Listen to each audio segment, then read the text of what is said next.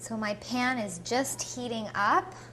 I'm going to brush it. This has been 30 minutes have passed and the batter has rested sufficiently. Generously butter that.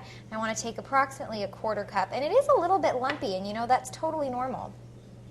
What you want to do is take the batter, and as you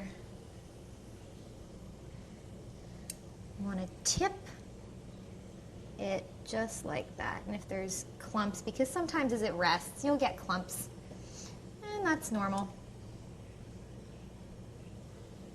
But remember, this is going to be covered with cheese and ham and an egg, so you won't see those clumps at all. And speaking of which, I've got some country ham right there. Just anything you get at the deli is probably okay.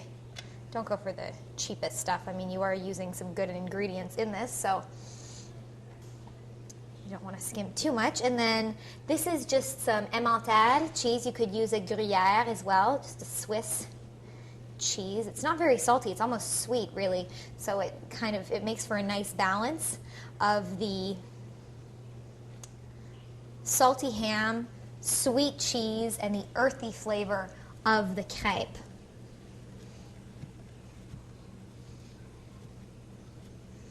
And as we can see that we're nearing the point where we're going to have to flip the crepe. Again, don't flip it too early or it's just going to fall apart. But you can sort of tell because the edges, you'll see, are getting a little bit brown, and things are just looking like they're bound together, that everything's binding.